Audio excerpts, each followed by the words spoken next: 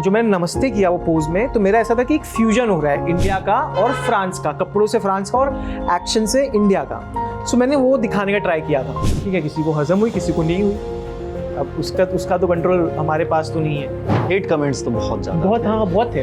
लेकिन आप इन hate comments करने वाले लोगों के माइंड को कभी रीड करने की कोशिश की कि आखिर करते क्यों है ऐसा?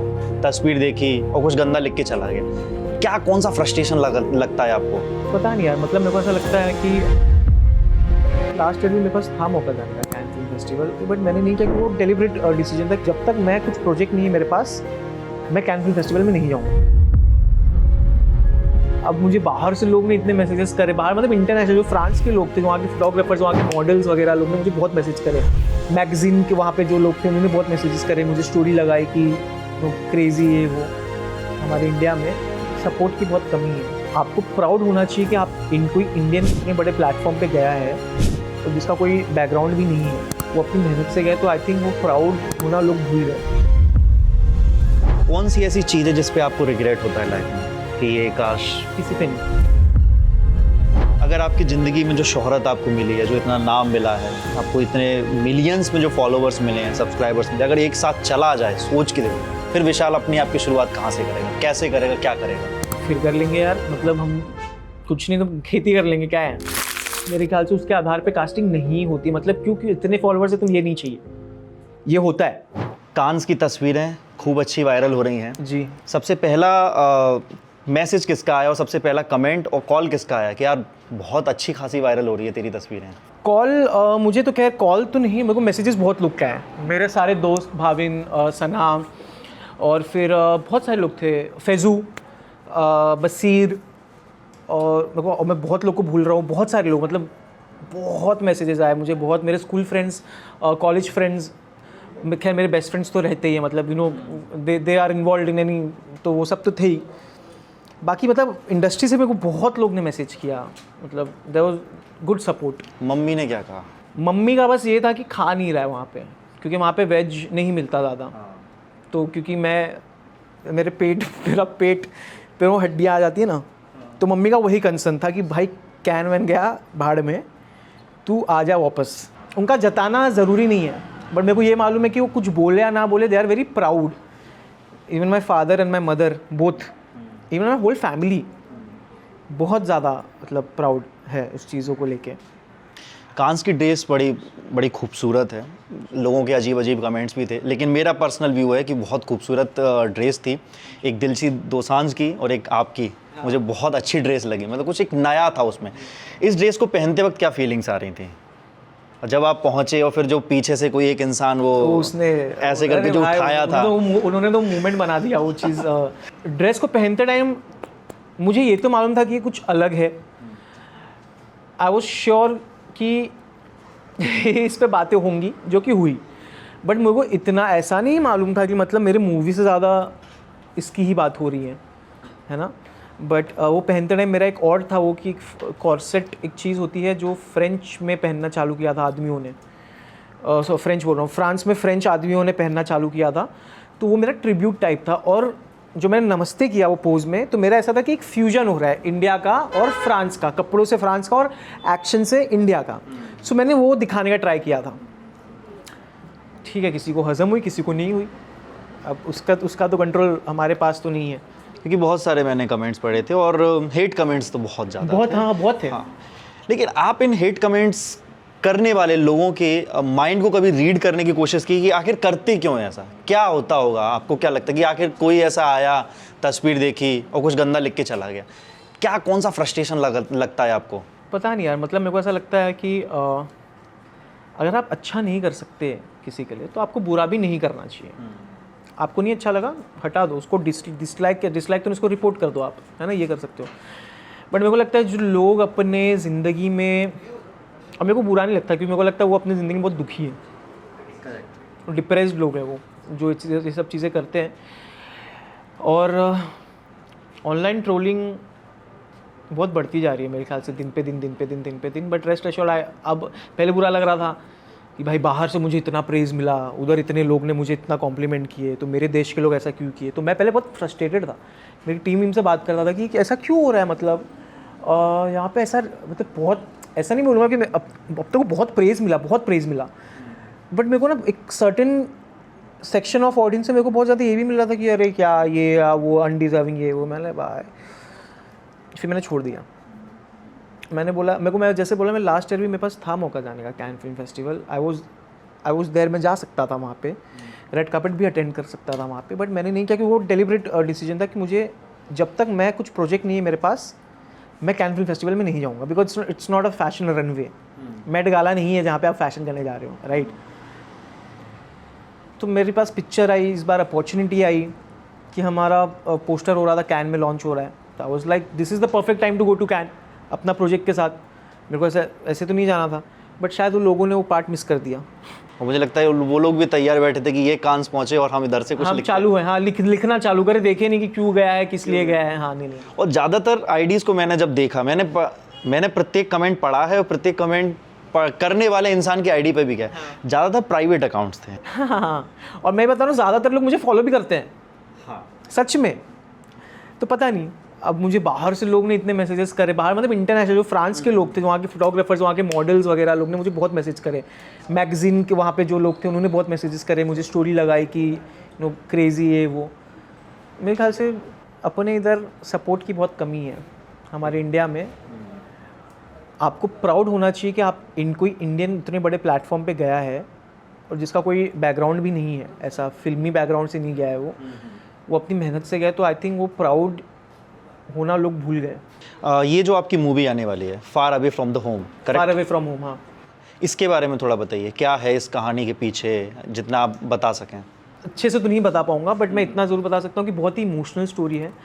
और जब मैंने ये इसकी स्क्रिप्ट वगैरह जब मैंने पढ़ी थी तो इंस्टेंट मेरे को जो मेरा कैरेक्टर होगा उसमें उसके लिए मेरे को बहुत फील हो रहा था कि लाइक बहुत ट्रॉमेटाइज्ड हो रहा है। मतलब मेरे को लग रहा है कि मेरी ज़िंदगी में मेरी ज़िंदगी और ट्रॉमा इक्वल्स टू ट्रॉमा है मेरी, तो मुझे कोई चीज़ आसानी से मिलती नहीं। तो सेम इसकी स्टोरी वही है, how far he goes for the justice for his brother. तो एक और कैरेक्टर है फिल्म में इसके छोटे भाई का, जो उसके साथ जो होता है या फिर क्या होता है, उस जस्टिस के लिए क्या क्या करता है और उस सब चीज़ों में चक्कर में वो कैसे फंसता है लंदन में, where he doesn't know anyone, far away from home, so India है नहीं वो, तो वहाँ पे उसके साथ बहुत टॉर्चर भी होता है। तो मूवी ख़त्म होने तो आप लोगों को बहुत मतलब ऐसा मुझे लगता है ऑडियंस को बहुत फील होगा एक कैरेक्टर के लिए। तो आपका ये जो कैरेक्टर है क्या दर्शकों को चौंकाने वाला, क्योंकि आपकी एक इमेज एक रोमांटिक बॉय, चॉकलेटी बॉय, जो ये जो कमेंट्स, और ऐसा कुछ भी नहीं है उसमें, ऐसा कुछ भी नहीं है, तो कितना शॉकिंग होने वाला लोगों के लिए। आई होप, क्योंकि ऐसे कैरेक्टर्स करना बहुत पसंद है जिसमें ये सब ज़्यादा इन्वॉल्व ना हो, क्योंकि ये सब हाँ ये देखना ऐसा फिर स्माइल करना, जो रोमांटिक वाले होते हैं मुझे अच्छे हैं, बट वो करते करते मैं बोर हो गया हूँ। मतलब समझो म्यूज़िक वीडियोस में बहुत कर लिया, हाँ फिल्म में किसी करूँगा तो अलग बात है, बट ये एक अलग ब्रेक था मेरे लिए, तो मुझे बहुत अच्छा लगा जब ये कैरेक्टर आया मेरे पास। तो आई थिंक लोगों के लिए काफ़ी शॉकिंग, बिकॉज ये it's a very tragic story, it's not a love story, it's not a comedy, it's not thriller, मतलब थ्रिलर आप बोल सकते हो बट बहुत ट्रैजिक स्टोरी है इसकी। मतलब थोड़ा जो चीज़ें उसके साथ होती है उससे रूह कांप जाए इंसान की, इतना इस लेवल पे जाके वो टॉर्चर करते हैं इसको। कब तक आ सकती है आप बताना चाहें? हमारा एम है इसको, अभी अब देखो फिल्म में तो आप बोल नहीं सकते कितना प्री प्रोडक्शन पोस्ट प्रोडक्शन बहुत सारी चीज़ें होती है, बट हमारा एम है कि हम नेक्स्ट ईयर एंड तक इसको हम रिलीज़ करते हैं।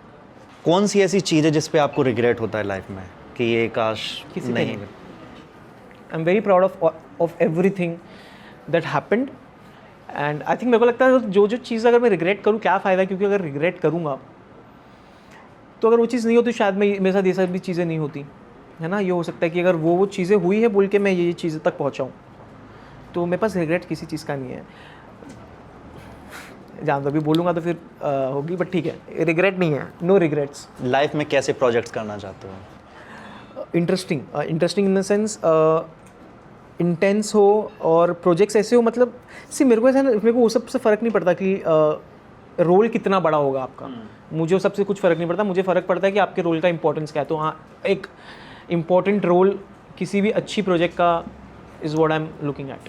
अगर आपकी ज़िंदगी में जो शोहरत आपको मिली है, जो इतना नाम मिला है, आपको इतने मिलियंस में जो फॉलोवर्स मिले हैं, सब्सक्राइबर्स मिले, अगर एक साथ चला जाए, सोच के देखो, फिर विशाल अपनी आपकी शुरुआत कहाँ से करेगा, कैसे करेगा, क्या करेगा? फिर कर लेंगे यार, मतलब हम कुछ नहीं तो खेती कर लेंगे, क्या है हम। ये सारी मटेरियलिस्टिक चीज़ें, हाँ एक शोहरत मेरे, बस मेरे को ये कि मेरे लव्ड वंस मेरे से दूर ना हो, भले वो मेरे फैंस ही क्यों ना हो, भले मैं ऑनलाइन नहीं हूँ, बट कहीं ना कहीं से अगर मैं उनसे जुड़ा हुआ हूँ ना, जो लोग मुझसे प्यार करते हैं, अगर मैं उनसे जुड़ा हुआ हूँ, तो आई थिंक मेरे अंदर मेरी उतनी औकात है कि मैं खुद उतना हार्डवर्क करके मैं फिर से अपने आप को खड़ा कर लूँगा, इतना मुझे मालूम है। तो अगर ये चले भी गया तो मुझे कोई गम नहीं है। इंस्टाग्राम को आप एज एन एक्टर के तौर पे कितना आप इसको अपना हेल्प के तरीके से मानते हैं कि आपकी हेल्प कर रहा है या आपके ऊपर एक प्रेशर है?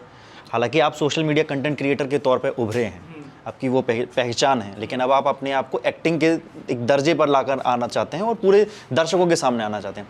लेकिन अगर सोशल मीडिया का अभी जो पूरे एक्टिंग फील्ड में कहा जाए, एक प्रेशर भी मान लिया जाता है, कई दफ़ा उसके आधार पर कास्टिंग होती है, लेकिन आपके तो बहुत अच्छे फॉलोवर्स हैं। दोनों है, मैं सच बता रहा हूँ, दोनों है। उसके आधार पे तो कास्टिंग नहीं होती, मेरे ख्याल से उसके आधार पे कास्टिंग नहीं होती। मतलब क्योंकि इतने फॉलोवर्स है, तुम ये नहीं चाहिए, ये होता है वो जिनको थोड़ा वो जो बड़े प्रोजेक्ट्स है ना, जो बहुत ही, उनको ये चीज़ नहीं चाहिए। जो छोटे मोटे प्रोजेक्ट्स हैं उनको फॉलोइंग चाहिए, समझ लो कि उससे उनको व्यूअरशिप, क्योंकि जो बड़े प्रोजेक्ट्स हैं उनको मालूम है उनको व्यूअरशिप की तकलीफ नहीं है, उनका प्रोडक्ट ही वैसा होगा। तो मेरे ख्याल से बहुत बड़ा मेरे ख्याल से फ़ायदे से ज़्यादा ड्रॉबैक है ये, क्योंकि जल्दी वो टैग लग जाता है ना एक सोशल मीडिया का, क्रिएटर ऑलरेडी इतना विजिबल, इतने लोग इसे जानते हैं, फ्रेशनेस नहीं है। तो इसका भी एक अलग नेगेटिव पॉइंट है। मेरे लिए तो ये मोस्टली नेगेटिव है। बॉलीवुड में किस हीरोइन के साथ काम करना चाहते हैं? सारी सारी heroine, but mostly Deepika Padukone के साथ मैं काम करना चाहूँगा, आलिया भट्ट के साथ काम करना चाहूँगा। आलिया भट्ट से मैं कैसे बताऊँ, अभी हम साथ में एक जगह हम बैठे थे, हम खाना खा रहे थे, वो अपने टेबल पे थी, मैं अपने टेबल पे था, और मैं इतना बड़ा पागल हूँ, मैं इतना, मुझे जाके मिलना था, बट मैं पता नहीं क्यों इतना शर्मसार में क्या आ गया, मैं मिला ही नहीं। बट क्योंकि हम सेम फैन मूवमेंट देखो, फ़ैन तो मैं दीपिका का हूँ, but I love Alia for her acting and all stuff. तो मुझे रिस्पेक्ट बहुत करता हूँ मैं उनकी एज एन आर्टिस्ट, तो मैं उनसे मिलना चाह रहा था, क्योंकि हम सेम डे रेड कार्पेट हमारा था।